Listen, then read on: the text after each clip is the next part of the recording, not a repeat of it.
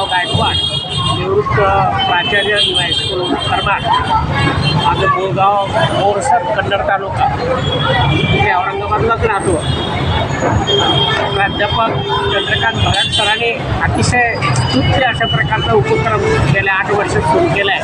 आणि विशेष बाब म्हणजे शिक्षणाच्या प्रसाराबरोबर खरं म्हणजे जाती निर्मूलन व्हायला पाहिजे, पण ते दिवसेंदिवस उलट जातीच्या भिंती वाढत आहेत. त्या दृष्टिकोनातून त्यांनी हा उपक्रम जो सुरू केला तो अतिशय कौतुकास्पद आहे. सगळ्या जाती धर्माच्या लोकांनी आत्ताच आपल्या त्या ठिकाणी निवेदनामध्ये सांगितलं आहे की पालखीमध्ये सर्व धर्माचे ग्रंथ त्या ठिकाणी म्हणजे मिरवले जातात, ज्यामध्ये हिंदू धर्माचे ग्रंथ असतात, शिवचरित्र असतं, ख्रिश्चन धर्माचं बायबल, त्या ठिकाणी मला सगळा मुस्लिम धर्माचं कुराण, या बौद्ध भिक्षूंचा गौतम बुद्धाच्या धर्माबद्दलचं विवेचन, या दृष्टिकोनातून हा अतिशय म्हणजे महत्त्वाचा आणि चांगला उपक्रम त्या ठिकाणी भराट सरांनी सुरू केला आहे. त्यांचं त्या ठिकाणी कौतुक करावं तितकं थोडंच आहे.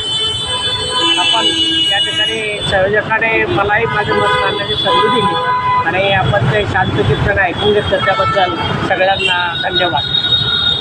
गेल्या 9 वर्षापासून आपण छत्रपती शिवचरित्र पारायण सप्ताह समितीच्या वतीनं आपण शिवाजी महाराजांच्या जयंतीच्या निमित्तानं सर्वसामान्य माणसांमध्ये, सर्वसामान्य विद्यार्थ्यांमध्ये खऱ्या अर्थाने ही वाचन चळवळ रुजावी, छत्रपती शिवाजी महाराजांचे आचार विचार हे रुजले पाहिजेत.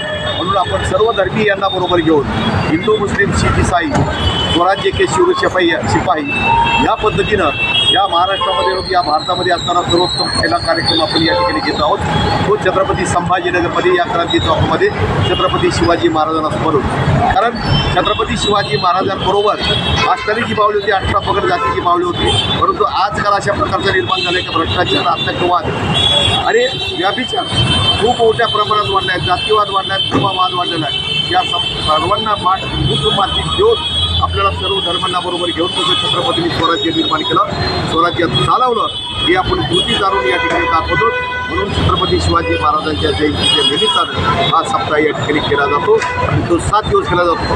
मागील 8 वर्षामध्ये मिनिमम 46,000 विद्यार्थ्यांनी यामध्ये सहभाग नोंदवला आहे आणि आजही जवळजवळ 2,000 विद्यार्थी यामध्ये सहभागी झाले होते. असाच हा कार्यक्रम 19 फेब्रुवारीपर्यंत राहणार. काय काय कार्यक्रम आहे या कार्यक्रमामध्ये रोज आपण छत्रपती शिवाजी महाराजांचे शिवचरित्राचं वाचन करतो. हे शिवचरित्राचं वाचन म्हणजे जे पुस्तकं मीच लिहितो.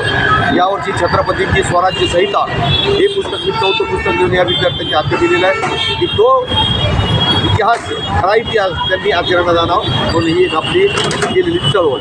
आज वारकरी संप्रदायाचे पण मुलं आले, यावर्षी नवीन नाही, दरवर्षी वारकरी संप्रदायाची मुलं होतात. कारण ग्रंथदिंडी जी असते त्या ग्रंथदिंडीमध्ये त्याची पालखी असते. त्या पालखीमध्ये सर्व धर्माचे ग्रंथ आपण ठेवले जातात. ज्ञानेश्वरी असते, भगवद्गीता असते, शिवचरित्र पारायण असतं, त्याच्यामध्ये कुराण असतं, संविधान असतं, बायबल असतं, गुरु ग्रंथ साहेब असतो. अशा प्रकारच्या सर्व धर्माच्या ग्रंथाचं म्हणून ही वारकरी संप्रदायाची पद्धती आहे महाराष्ट्रातली पांडुरंगाची, ही आपण या ठिकाणी जास्तीत जास्त प्रमाणामध्ये दाखवण्याचा प्रयत्न करतो, म्हणजे रुजवण्याचा प्रयत्न करतो. तरी आपली वारकरी संप्रदाय हाच आपली परंपरा आहे. काय आव्हान करतात? आव्हान असं करीत ते शिवप्रेमींनी खऱ्या अर्थाने हा सगळा वाद असेल, समभावाची जी निर्मिती आहे, समर्थ आहे. स्वराज्य म्हणजेच सर्वांचं स्वराज्य, हे काही एकट्याचं कोणाचं स्वराज्य नव्हतं. म्हणून छत्रपती शिवाजी महाराजांनी नेहमी स्वराज्याला रयतेचं राज्य म्हणलं, हे मावळ्यांचं राज्य म्हणलं. त्याने कधी राजाचं राज्य, लोकांचं राज्य म्हटलेलं नाही. म्हणून रयतेचं राज्य आहे. कारण रयत ही सर्व जाती धर्मांना बरोबर घेऊन चाललेली आहे. तुमचं नाव?